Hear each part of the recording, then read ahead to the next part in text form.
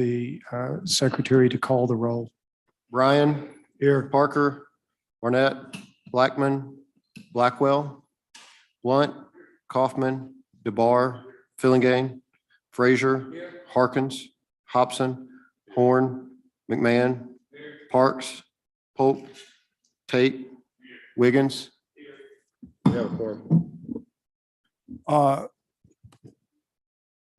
I called the 420 meeting because there, in particular, are a couple of doubly referred bills that I would like to take up. I don't think any of them are of great controversy. The first item on the agenda is Senate Bill 2167. There is a proposed committee substitute. The bill is originally drafted, established a pilot program at the TK Martin Center at Mississippi State. And the other part of the bill was a study. The proposed committee substitute is basically just a study committee. I think the proponents of the bill would be happy to have a study committee. They seem very interested in it. The bill is doubly referred to appropriations. And so for those reasons, I've put it on the agenda. Senator Parker moves title sufficient do pass committee substitute. Debate, questions? The vote recurs on the motion title sufficient do pass committee substitute. All in favor say aye. Opposed, no. The ayes appear to have it. The ayes have it. We will report that bill to the Appropriations Committee. Senate Bill 2750 is the doubly referred bill, which was authored by Senator Hobson, who chairs the Appropriations Committee.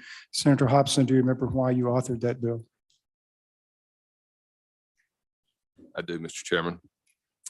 This is an attempt to get automatic external defibrillators into some of our public buildings in the state. It would be a grant program. I am still looking for a fiscal note is difficult to determine because I don't know that they would be needed in all public buildings, but still trying to get information as to what the need would be, number one, and what the cost would be, secondly, based on the number of buildings. But that's what the bill does. And do you move title sufficient do pass? That would be my motion. Yes, sir. Are there questions? Senator Blackwell. Thank you, Mr. Chairman. Senator Hobson, does someone monitor these defibrillators, or do they have to be monitored to make sure that their battery life is where they're supposed to be and they're appropriately working? I don't know about the monitoring of the battery life. I have been told that the new AEDs are pretty, they're almost idiot proof. They actually, when you take them out, there could be someone here that could help more in this, but that when you take them out, they'll give you instructions as to how you should administer them. Because that was one of the concerns that I asked early on is, if you have them in buildings, great, but what if people don't know how to utilize them? But I can certainly find that out. If you know, or if you have others, I'm all ears. Thank you. Mr. Chairman, if I could just. Senator Parker. I know most of them, to your point, give verbal instructions, and at least the ones that we have a verbal instruction to alert you to a battery insufficiency. Are we ready to vote? The motion is title sufficient to pass. All in favor say aye. All opposed, no. The ayes have it. We'll report that to the Appropriations Committee. I would like to do one further bill, which is Senate Bill 2576, which merely brings forward code sections concerning community mental health centers. There are discussions about community mental health centers here, yonder, and there, in particular, Region 11 in Southwest Mississippi. I think it would be well to have a vehicle. It is not my intention to run off and do everything that the affected parties don't agree on, but it would be well, I believe, to have this vehicle on the calendar. If the committee is willing to do that, Senator Frazier moves title sufficient to pass. Their discussion, questions, ready to vote. All in favor say aye. All opposed, no. The ayes appear to have it. The ayes have it, and I appreciate the committee's assistance in that. At this point, I think it's time for the 420 meeting to end, and Senator Frazier moves that we rise and report. Immediately after this vote, we will convene the 4:30 meeting. The motions, we rise and report. All in favor say aye. Opposed, no. The ayes appear to have it. The ayes have it. And now I call to order the meeting of the committee, which was scheduled for 4:30. I ask the secretary to call the roll.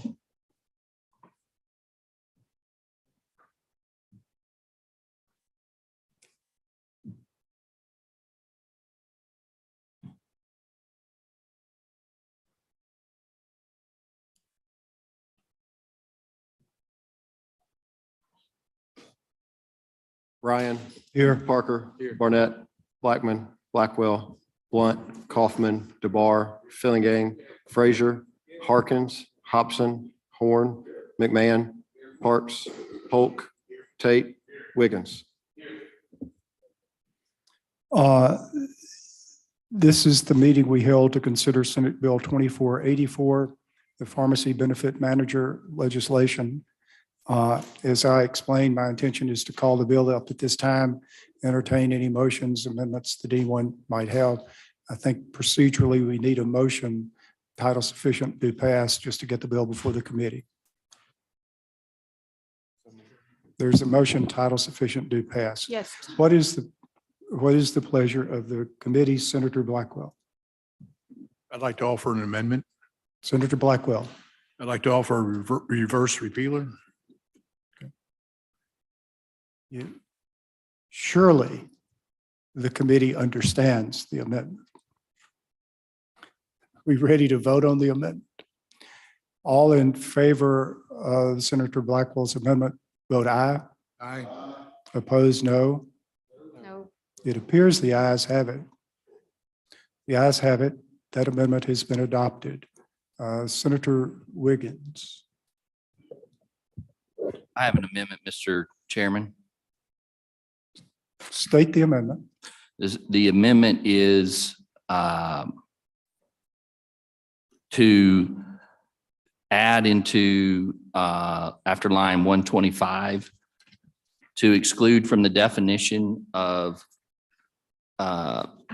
pharmacy benefit manager, self-insured group health plans that are subject to ERISA, which is the federal law that governs these things. And I'll speak on the amendment at the appropriate time. Well, this is the appropriate time. Senator Wiggins moves adoption of the amendment, and I would ask you to explain to the committee what the effect of it is, and then the argument in favor of it. Thank you, Mr. Chairman. As we heard in the meeting last week, the lines 120 to 125 it excludes the Mississippi State School and Employee Health Insurance Plan, which, based on my recollection of the discussion, there was no justifiable reason for that. And we're getting into certain contracts as discussed then. The amendment, as y'all heard, Ingalls Shipbuilding in particular has 9,000 state employees, 11,000 employees. Despite what was said then, they do have people competent and certainly smart enough to negotiate these contracts.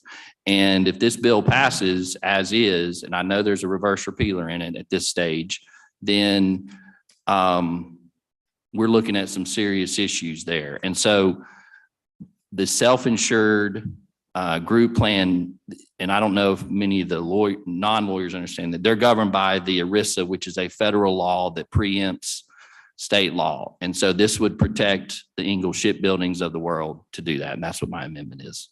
Okay, I'm just trying to find out what the amendment does. And you mentioned plans covered by ERISA. Is that every plan or some plan? Does this just apply Yes. basically to the larger? Every self-insured plan. And I can speak on that issue as well, Mr. Chairman. But I'm just trying to find out what the amendment does. Your amendment would exclude self-insured plans. Correct. And so I guess that would leave in it plans which are purchased from an insurance company and it's like the sort of insurance we get. Well, Not a plan that's managed by an insurance company, but one in which the risk is actually held by the insurance company and not by the employer. no, the risk is held by the employer. And let me say, so we heard from the Ergons, we heard from Ingalls, we heard from quite a few other business. Yes, but all I am trying to do is simply determine the effect of your amendment. Mr. Chairman, the effect of the amendment is to exclude self-insured plans from the definition of pharmacy benefit manager, And that would- along with the exclusion of the Mississippi State and School Employees Health Insurance. So they will be excluded along with them. And what would remain are plans that are purchased in the open market, the ones that are not self-insured. Yes, Okay. So that's what the bill does. yes. Do y'all understand the amendment? Your debate on the amendment? Senator Parker, your little light turned green. Does that mean you want to talk? Usually, but these things don't always work. So Believe me, I feel your pain.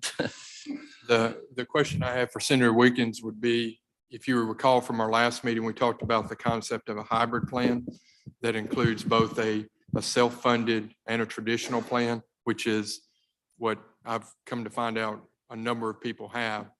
Would this then exclude my plan from that? Or would it have to be, is in your amendment, just a wholly self-funded plan?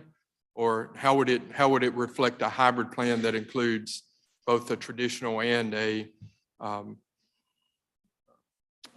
The, in-between plan? my amendment as stated would include self-insured plans. It doesn't mention anything about hybrid. Now, if that's what somebody wants, then I certainly am not going to be against that. But not most, I think, in fact, all your companies that I know of in this state that offer benefits as part of their employment package are self-insured, or at least they've contracted. So the Ergons, the Ingalls, the people we heard from. So as the amendment stated, it's self-insured.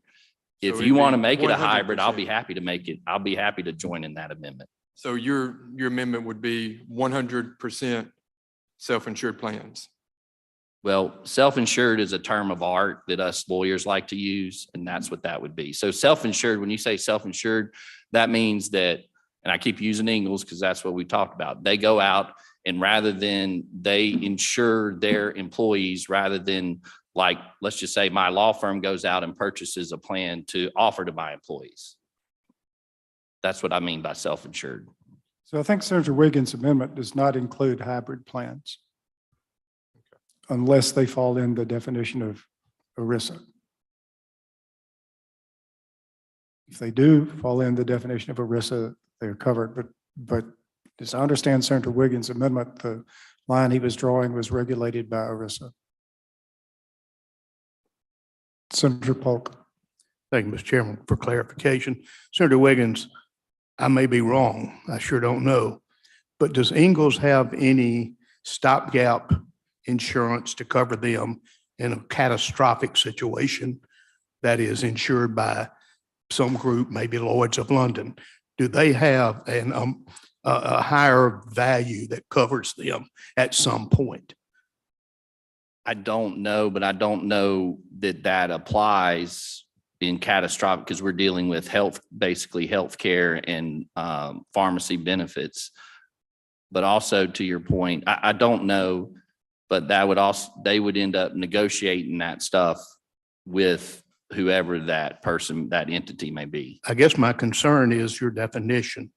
I think we could end up in trouble if an industry has a stopgap insurance, let's call it, that will cover them after a point of their coverage of their self-insured. So I'm kind of looking at a better definition if you could give it. If you have a better definition to suggest, Well, I would- I'm happy. Well, I wouldn't exclude it at all myself. Well, to further this conversation for what it's worth, I think ERISA covers just about everything. I mean, even if I buy insurance for my employees, I think I'm probably covered by ERISA. Correct. ERISA is federal preemption, and any of these companies, and also any employers will tell you that when there is something involved in that, it ends up being covered by ERISA because Supreme Court, all those people have ruled that that's a federal preemption. And But that is how they but- govern but- it. But if that's the case, then doesn't ERISA exclude all plans in the state from the definition of pharmacy benefit manager? I don't know that. I was going to call you Your Honor. I don't know that, Your Honor. But I know this, that it covers the 11,000 employees at Ingalls Shipbuilding. Well, all in the world I'm trying to do is simply determine the scope of your amendment. And if what you're after is the self-insured plans or largely self-insured, whatever, you might want to consider excluding plans which are, for the most part, self-insured and force staff to figure out what filter we use to take care of the plans that have the catastrophic coverage from Lloyd's, if they have that, and exclude others. But it's your amendment. We'll vote on whatever you want. Well, to if I vote on. may ask a question of the chair, if theoretically, as I understand it, self-insured, my own law firm, if it's just me, I could self-insure. And then what you're saying is that would then be covered, which I would argue I'm fine. Adding the word ERISA actually applies to certain big corporations, if you will. I think ERISA may apply to smaller employees too. I think there's some ERISA features that apply, but I'm far from an expert on ERISA. Senator Parker. As just a follow-up to Senator Polk's point here, when I was mentioning hybrid plans just a few minutes ago, Senator Polk brought up a good issue here. So my understanding of how a hybrid plan works is exactly how Senator Polk described it. So a hybrid plan, instead of the risk being borne by the insurance company, you get a lower rate because the insurance company has less on the line as far as their risk. So in a hybrid plan, what happens is a traditional plan, you still have, and I'm gonna make up a company, United, because that's who we have. But then your plan also has as a rider in it, an insurance plan, policy, where if you went over the expected payments for that plan, then instead of United Healthcare having to bear that risk, the insurance company bears that risk. And the reason I bring this up is to Senator Polk's point, if we have our larger employees who are self-funded, but whose risk is being borne by a insurance plan, would that plan not, by my explanation of definition, be a hybrid plan too? And so what I want to be sure of is if you're looking to grab just one group, could you, in the wording of this, be possibly grabbing a bigger group than you expect? And if that is the case, my comment would be with a reverse repealer in this, I would, be interested to find some language that gets to that point without us putting that language in now. So would you be willing to work with the chairman or other people to craft the wording so that it just targets the one group you're suggesting? Would you be willing to work with me, Senator Wiggins? That's what I thought he was Yes, asking. the Right short- after he said he made up United. Yes, I am willing to work. What I was going to say was, But look, I'm not familiar with the definition of a hybrid plan. My amendment states self-insured group health plan, which is, like I said, a term of art. I'm not a insurance attorney or whatever. Right. So I'm not- just a small business owner know. who has that type of plan. So Okay. there's where my Well, familiarity comes from. Okay. I think what we have to realize is under the definition as set out in the bill under on line 114, it says a pharmacy benefit manager shall not include the pharmacy benefit manager of the Mississippi State and school employees. And then my amendment, if it were to pass, would state and a self-insured group health plan. So those two things would not be included in the definition of a, So the amendment that we're going to vote on is to add the words self-insured group health plan is those who are excluded from the effect of this bill. correct, So now we understand the amendment. Are you ready to vote on the amendment? correct. That's right, Mr. Chairman. Are you ready to vote on the amendment? Okay.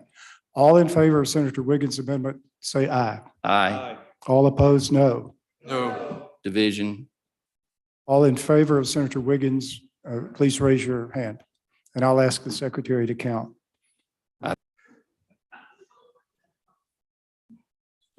Okay, Thank you. all opposed. It looks as though the noes have it. Okay, what's the further pleasure of the committee? I have a motion, Mr. Chairman. Senator Wiggins, In light of that amendment, my motion is to table, subject to call the chair, actually to table the motion, and I'll be happy to speak on that. or you say table the motion? or you want to- Table the bill, I'm Table the sorry. bill. Okay. Senator Wiggins is recognized for a motion to table the bill. If the motion succeeds, the bill will no longer be before the committee, and so the bill will be dead. Senator Wiggins, you may speak on your motion to table. Thank you, Mr. Chairman. First, I understand that there's a reverse repealer in this bill, and I understand what that means, and I understand that that's to keep it alive. I get that. But we were all here in this meeting last week. Before this committee, you've all had MEC, the business community in this state that contributes billions of jobs in payroll to this state who are against this bill.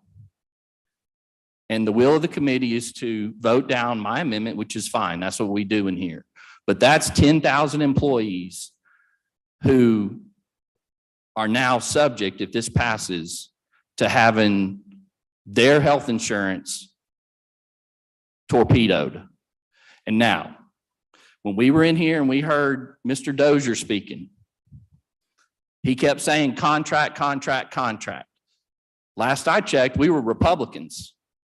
The private market. Oh, sorry, guys. Sorry about that.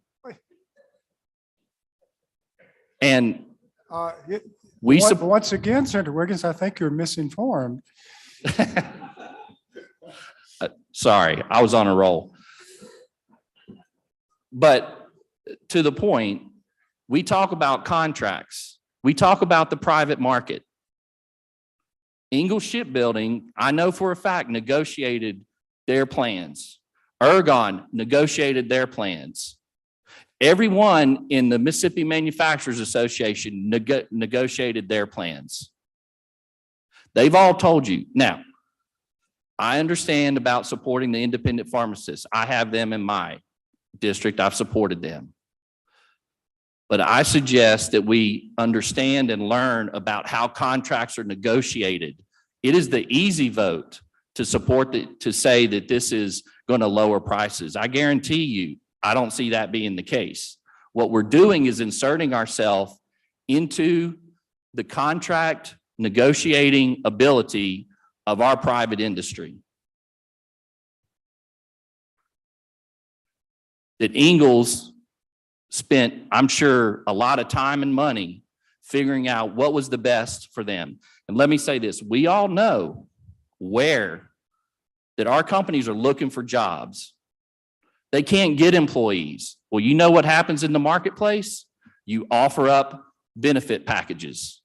My benefit package is better than your benefit package. This is about recruiting employees. Welders, I'll use them as an example. They can go weld anywhere. Ingalls gets to stand up and say, I have the best benefits package that I can offer you. I love our independent pharmacists. As I told this committee, my great-grandfather was a pharmacist. But we have to think what is right. And I know that there's a saying that we all know. If you see a snake, kill it. Now, I was hoping my amendment would pass and I wouldn't have to make a motion to table, but that's not what happened. So now what we're looking at is a bill that has a lot of problems with the reverse repealer going over there, and our business community in this state against this bill. I know it's the right thing to do. And my motion, and I would encourage my members, or I'm sorry, not my members, the committee members, to vote in support of the motion to lay it on the table, or motion to table. Thank you, Mr. Chairman. I appreciate it. I think the committee understands the motion and the effect of the motion, or is there further debate? Are you ready to vote? Okay, we'll vote on the motion to table. All in favor of the motion to table, say aye. Aye. All opposed to the motion to table, say no. Division. It appears the noes have it. Division. All in favor of the motion to table, please raise your hand.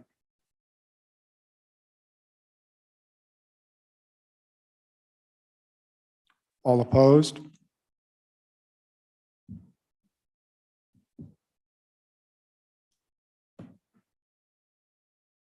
The secretary tells me the motion has failed. We're now back on the motion, title sufficient, do pass, committee substitute. Are you ready to vote on that? All in favor say aye. All opposed, no. No. It appears the ayes have it. The ayes have it, and we'll report that bill to the Division. committee. Okay. All in favor of the motion, title sufficient, do pass, committee substitute, raise your hands. All opposed? Looks to me like the vote was pretty overwhelming. At this point, I will entertain a motion to rise and report. All in favor say aye. All opposed, no. I would say to the members of the committee, I appreciate very much your efforts in this legislation.